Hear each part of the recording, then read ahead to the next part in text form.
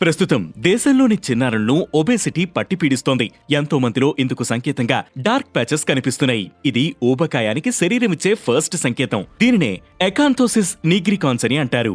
Insulin resistance వల్ల వచ్చే ఈ కండిషన్ చర్మంపై కనిపిస్తే దానిని అవాయిడ్ చేయొద్దు. అదేం స్కిన్ సమస్య కాదు, మీ హెల్త్ కండిషన్ను హెచ్చరించే సంకేతం.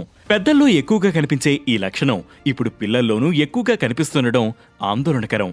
దీనిని నిర్లక్ష్యం చేస్తే అదే క్రమంగా ముదిరి పిల్లలు సైతం డయాబెటీస్, హార్మోనల్ ఇంబ్యాలెన్స్, గుండె జబ్బులు వంటి వ్యాధుల బారిన పడే అవకాశముంది. మరి పిల్లలు హెల్తీగా ఉండాలంటే ఏం చేయాలి అంటే 5-2-1-0 ఫార్ములా ఫాలో అవ్వాలని అంటున్నారు ఆరోగ్య నిపుణులు.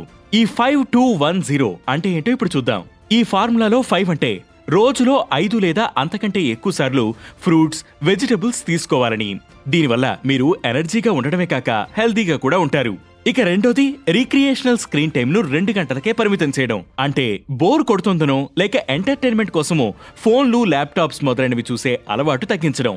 ఈ రీక్రియేషనల్ స్క్రీన్ టైం 2 గంటలకు మించి ఉండకూడదని నిపుణులు చెబుతున్నారు. దీనికి టైం తగ్గించి ఆ సమయాన్ని పిల్లలు అవుట్డోర్ గేమ్స్ ఆడేలా చూసుకోవాలని సూచిస్తున్నారు. ఇక 5-2-1-0లో ఉన్న ఒకటి విషయానికొస్తే పిల్లలు రోజుకు ఓ గంట సేపు వ్యాయామం చేయడం లేదా యాక్టివ్ గా ఆడుకోవాలని చెబుతున్నారు. ఇక ఇందులో 0 అంటే షుగరీ డ్రింక్స్ పూర్తిగా కట్ చేసి నీరు, పాలు ఎక్కువగా తాగాలని సూచిస్తుంది.